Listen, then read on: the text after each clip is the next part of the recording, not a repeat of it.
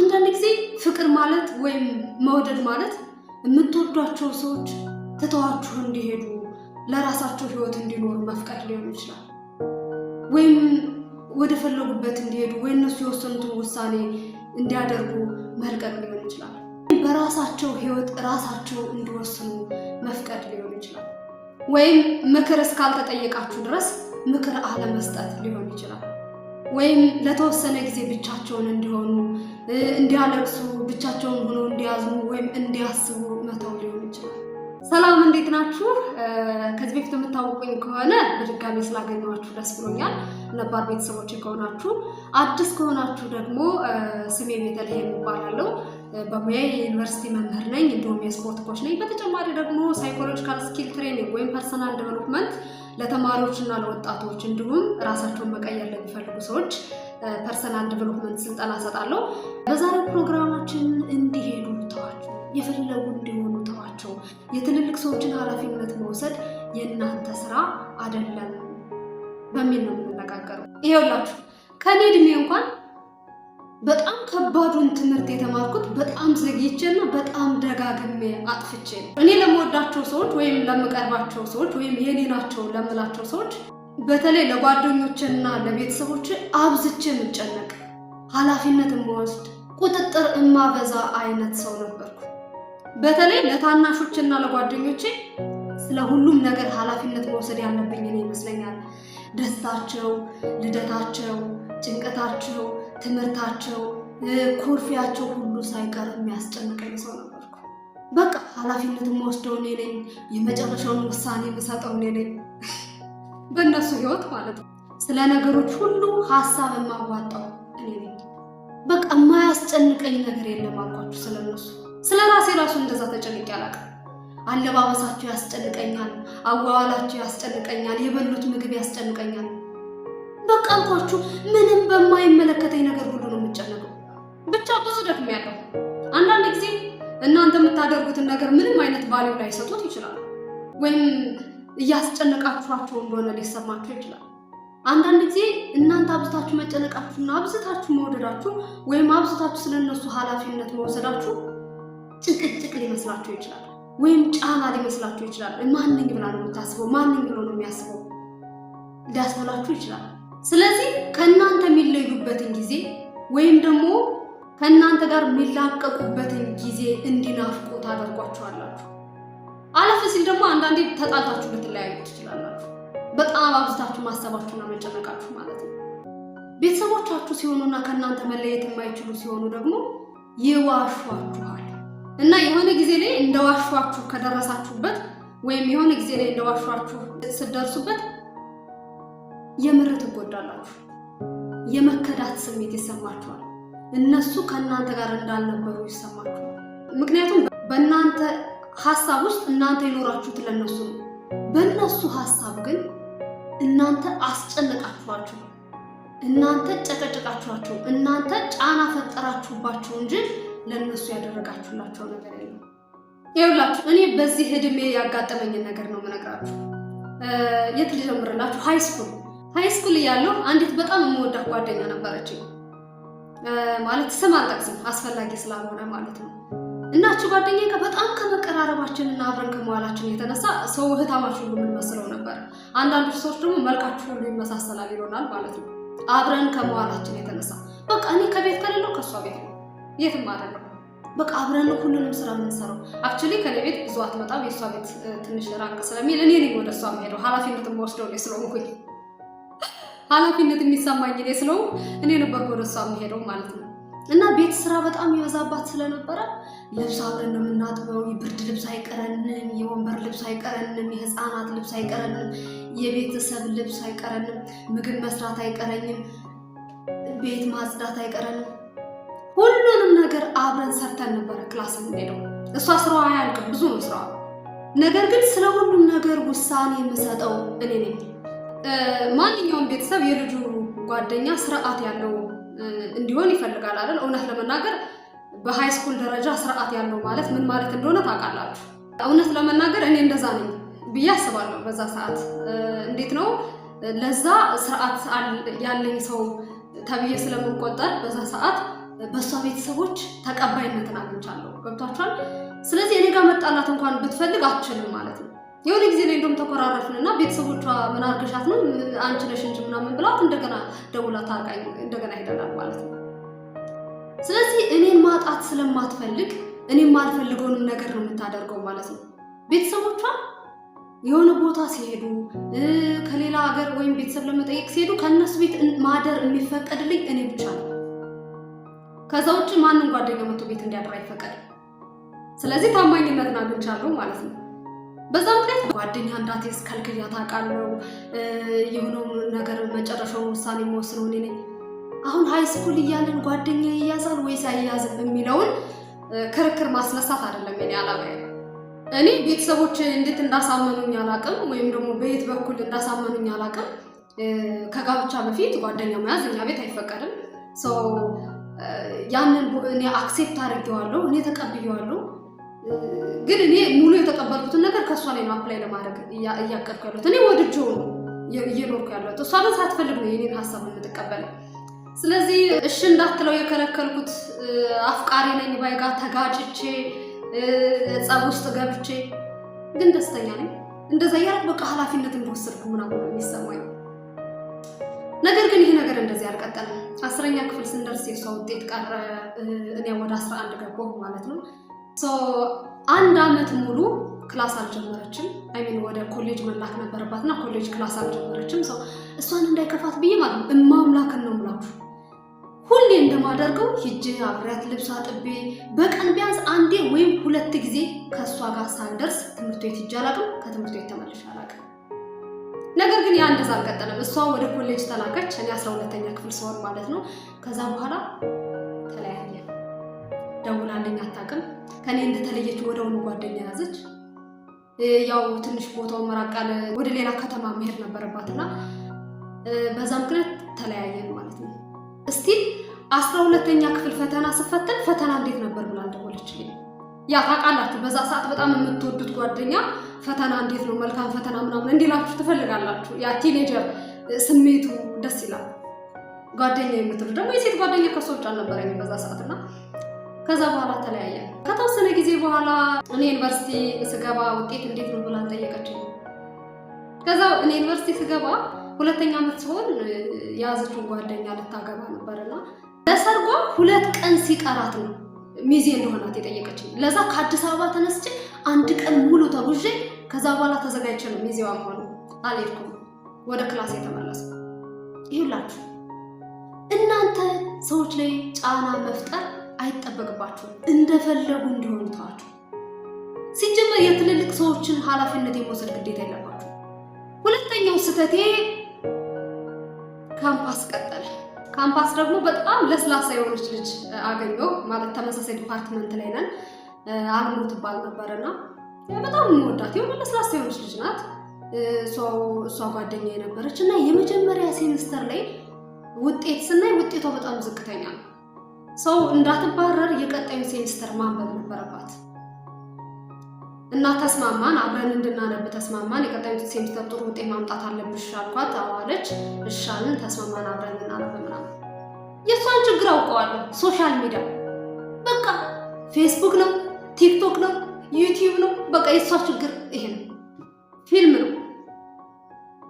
ከዛ አብረን ምንባብ ጀመርን። ላይብረሪ አብረን እንሄዳለን። ላይብረሪ ገብተን ትንሽ ለማንበብ ሞክራ ከዛ በኋላ ፌስቡክ ትገባለች። ፌስቡክ ላይ ስክሮል ስታደርግ ብላ ከዛ ከአንደኛው ሶሻል ሚዲያ ወደ ሌላኛው ስትቀያየር ምናምን ከሌሊቱ 6 ሰዓቱን ምንባብ ጨርሰን እንወጣለን። እሷ ምንም ሳትይዝ ትወጣለች። እኔ በጭንቀት ልሞት ነው ስለሷ። እኔ በቃ አንደኛ ትባረራለች የሚለው ፍርሃት፣ ሁለተኛ ደግሞ እንዴት ነው ላይብረሪ ቁጭ ብላ ስክሮል ስታደርግ የምትውለው ይጨንቀኛል። እና በጣም በተደጋጋሚ እንደዛ ሆነና እችል በቃ ታፍኝ የሆነ ውሳኔ መወሰን አለብኝ ብዬ አሰብኩኝ። ሰው ምን አደረኩኝ? የምታነበው በስልኳ ስለነበረ ሃንዳውት ማባዛት ነበረብኝ። ሃንዳውት አባዝቼ ለሷ ሰጥቼ ስልኳን ማቀናት። በቃ እኔ ምን ብዬ አስባለሁ? ጓደኛህን ንገረኝና ማንነት ከነግርሃለሁ ሲባል ነው ያደኩትና ማቀው አባባል ሰው የኔ ጓደኛ ሆና ወይ ምን አነባለሁ አይነው ማለት በጣም ጎበዝ ተማሪ ምናምን አይደለም። ግን ያኔ አይነው ከፍተኛ ውጤት አምጥቼ ነው የተመረኩት። ግን የመጀመሪያ ዓመት ነው ያኔ ብዙም ገና ጀማሪ ነኝ እና እንደኔ እንድታነብ እፈልጋለሁ ምናምን እና ያን ውሳኔ ወሰንኩና ሄጄ ሃንዳውት አባዝቼ ይዤ መጣሁ አንድ ቀንና ላይብራሪ እንደተለመደው ገባን። ከዛ ሃንዳውቱን ሰጠዋትና ስልኳን ቀማት። በቃ ታነቢያለሽ ማለት ስልክሽ ላይ ከገባሽ መውጫ የለሽ፣ ስለዚህ ሃንዳውት ላይ ታነቢያለሽ አልኳትና ሃንዳውት ሰጠዋት። ትንሽ ለማንበብ ከሞከረች በኋላ እፍ በእናትሽ ደብሮኛል ስልኬን አለች። አልሰጥሽ ከዛ አላስቀምጥ ስትለኝ ሃንዳውቱን እንደሰጠዋት ስልኳን ይዤ ላይብራሪ ቀየርኩ ማለት ነው። ፈርዘር ሄዳለሁ ማለት ነው። ላይብራሪ ቀየርኩ። እንደምትናደድብኝ አውቃለሁ፣ ግን ተናዳ ወይም ንደቷን ተቋቁማ ማንበብ ከቻለች እች ልጅ ጓደኛ የሆነ ትቀጥላለች ወይም ደግሞ ታልፋለች ብዬ አሰብኩኝ። ካልሆነ ግን እንደማታልፍ አውቃለሁ።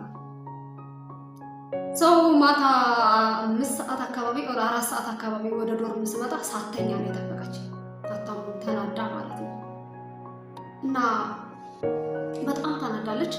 አንቺ ስልኬን ምናምን አለች። ኦኬ ሰጥቷት እንደምትናደድ ስለጠበቅኩኝ ብዙ እንትን አልከፋኝም ማለት ነው። እና አልደበረኝም። ጀስት ትናደድ ነገ መቀማታለሁ ምናምን እያልኩ ማለት ነው በውስጤ።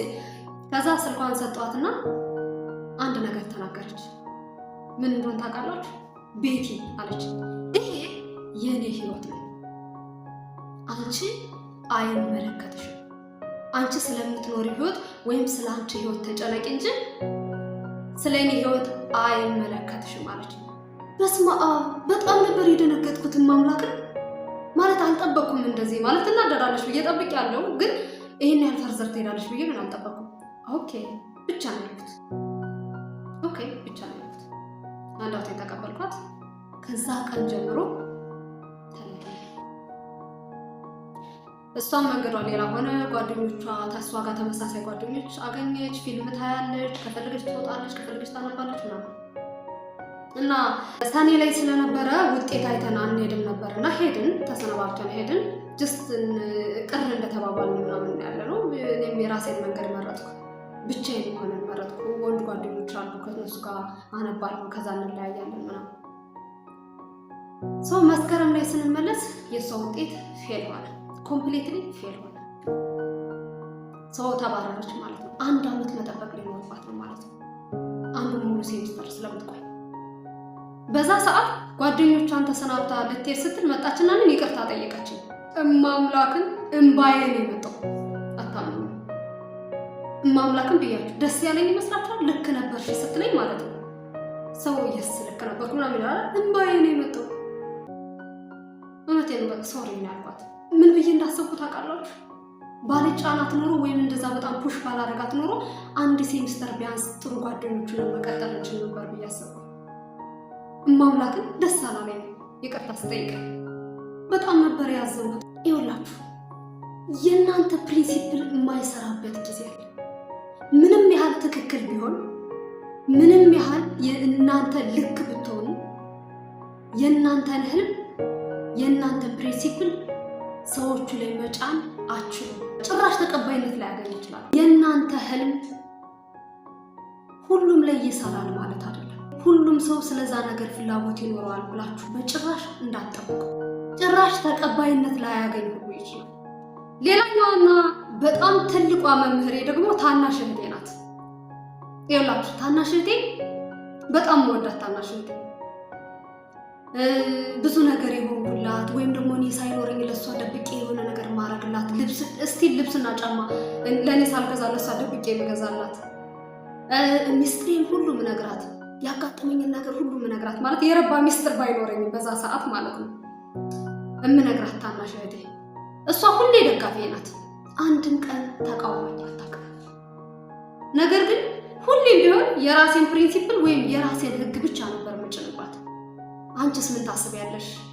አንቺስ ምን ይሰማሻል ብዬ ጠይቂያት አላውቅም። እማምላክን መጥፎ እኮ ላይሆን ይችላል፣ ግን እናንተ የምታስቡት ወይም እናንተ የወደዳችሁትን ነገር ሁሉ እንዲወዱ ማስገደዳችሁ ነው። ወይም እናንተ ያሰባችሁት ወይም በእናንተ ህሊና ልክ የሆነው ነገር ሁሉ ሁሉም ለነሱ ትክክል ላይሆን ይችላል። እናንተስ ምን ታስባላችሁ? አንቺስ ምን ታስቢያለሽ ብያት አላውቅም። አንድ ቀን በከባዱ ተሰብሬ እስክማር ድረስ ይኸውላችሁ ታናናሾቻችሁ ስለሆኑ ጓደኞቻችሁ ስለሆኑ ብቻ የእናንተ ህግ ወይም ደግሞ የእናንተን ህልም እንዲኖሩ አትጫኗቸው። ወደው ፈቅደው ከተከተሏችሁ መልካም ነው። ካልሆነ ግን የራሳቸውን ምርጫ አክብሩላችሁ። እናንተስ ምን ታስባላችሁ? አንቺን ትወዷለሽ? ይሄ አሪፍ ነው ብለሽ ታስቢያለሽ? ሐሳብሽ ምንድነው? ሐሳብህ ምንድነው? አንተ ምን ይሰማሃል ብላችሁ ጠይቋቸው። ለጠየቋችሁ ዳይሬክሽን አስይዟቸው። ትክክለኛው የትኛው እንደሆነ አሳዩአቸው፣ ንገሯቸው። ግን ምርጫውን ለነሱ ተውት። እናንተ በተጫናችኋቸው ቁጥር የተቃራኒው ነገር ወይም እናንተ የማትፈልጉት ነገር ፍቅር እያያዛቸው ነው የሚመጣው። የተቃራኒው ነገር ወይም እናንተ ያላመናችሁበት ነገር ላይ የማወቁ ጉጉት እያደረባቸው ነው የሚመጣው። ምርጫውን ለራሳቸው ተውት። አሊያ ግን ታጧችኋላችሁ። አሊያ ግን አንድ ቀን ዋሽተዋችሁ በከባዱ ሰብረዋችሁ ያስተምሯችኋል። ፍላጎቱ እናንተ ነው። በነፃ መማር ወይስ በህመም መማር? አዳምጧቸው። አሊያ አንድ ቀን ከእጃችሁ ወጣው ስታገኟቸው ትጎዳላችሁ። በጣም ብዙ ቤተሰብ ታላቁ ታናሹን ቤተሰብ ያገባ ልጁን ወይም ትዳር ያዘች ልጁን እኔ ባልኩት ካልሄድሽ፣ እኔ ያልኩትን ስማ፣ የወሰንኩትን ተቀበል እያሉ ተቀበሉ የተባሉት ሰዎች ወይም ደግሞ የሚታዘዙት ሰዎች ደግሞ ባለመቀበላቸው ምክንያት ወይም እምቢ በማለታቸው ምክንያት ብዙ ቤተሰብ ተጣልቶ ተለያይቶ ቀርቷል። በጣም ብዙ ቤተሰብ ቅር ተሰኛኝቶ ቀርቷል። በጣም ብዙ ቤተሰብ አሁን ላለመረዳዳት በቃ ከርቀት ምናምን የራሱ ጉዳይ ነው የራሷ ጉዳይ ነው የሚባል ደረጃ ላይ ደርሷል። እንዴ ሰዎች እኮ አድገዋል። ለራሳቸው ተዋቸው እንጂ ከዛ በኋላ ስንት ነገር ሁኝለት ለኔ የሚገባኝ ይሄ ነው ወይ እኔ ስንት ነገር አድርጌለት ብትሉ ዋጋ የለውም። ይሄ የውለታ ጉዳይ አይደለም። በህይወታቸው ራሳቸው የማዘዝ ጉዳይ ነው።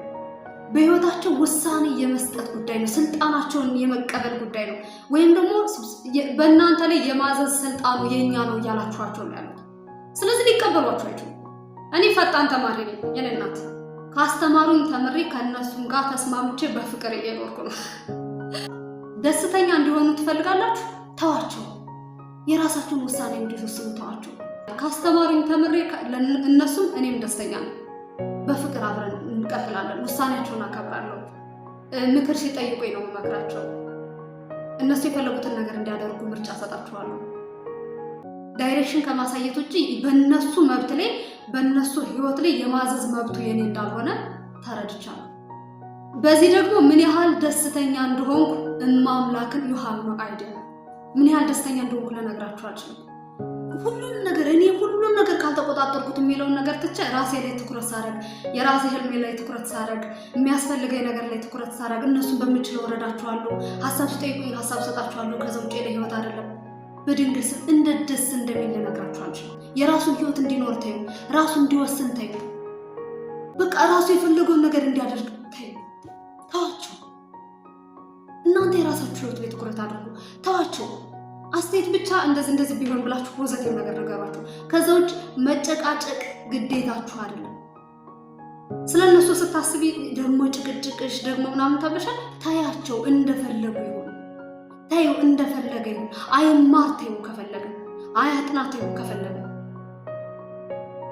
ምንም አያድርግ ተይው ከፈለገ፣ አይስራ ተይው ከፈለገ፣ ከሱስ አይወጣ ተይው ከፈለገ። ጓደኞችሽ አይደውሉልሽ? ታያቸው። አይደውሉ፣ ታያቸው። አያቋጥሩሽ? ታያቸው። አንቺ ራስሽን አቋጥሪ። ሁላችሁንም ታያቸው። አንቺ ማድረግ የምትችይውን ያህል ብቻ ሂጂ። ከዛ በኋላ ሁሉም ትልልቅ ሰዎች የራሳቸውን ኃላፊነት የመውሰድ ግዴታ አለባቸው። በነገራችን ላይ ይሄ ለህፃናት አይሰራም። እሺ፣ ህፃናት በራሳቸው ለመወሰን ሚዛናዊ ስለማይሆኑ ለህፃናት አይሰራም። ህፃናትን እኛ ልናግዛቸው ወይም ደግሞ እኛ ዳይሬክሽን ልንሰጣቸው ይገባል። ግን ሁሉም ነገር በፍቅር ይሁን። እናንተ የምታሳዩቸው ነገር ሁሉ ወይም የምትሰጧቸው ኢንስትራክሽን ወይም የምታስተምሯቸው እያንዳንዱ ቃል በቀጣይ ህይወታቸው ላይ ተጽዕኖ ስለሚያመጣ የምታስተምሯቸውን ነገር እየተጠነቀቃችሁ፣ የምትሰጧቸውን ኢንስትራክሽን እየተጠነቀቃችሁ፣ የምትሰጧቸውን ነገር በሰላምና በፍቅር ይሁን። ነገር ግን ሰዎች የሚያደርጉትን ነገር የመቆጣጠር ወይም ደግሞ የትልልቅ ሰዎችን ህይወት ኃላፊነት የመውሰድ ግዴታ የለባችሁ። ራሳችሁን አክብሩ፣ ራሳችሁን ጠብቁ። የራሳችሁ የሆነ ነገር ይኖራችሁ፣ የራሳችሁ ብራንድ፣ የራሳችሁ ህልም ይኖራችሁ። የራሳችሁ አቋም ይኖራችሁ እንጂ እነሱን የማዘዝ ወይም ደግሞ እነሱን የማስገደድ መብት ወይም ኃላፊነት ስለሌለባችሁ ተዋቸው። ያኔ የምታገኙትን ሰላም ልነግራችሁ አልችልም። ያኔ ነው ስራ መስራት የምትጀምሩት። ያኔ ነው እነሱ የሚያዳምጧችሁ።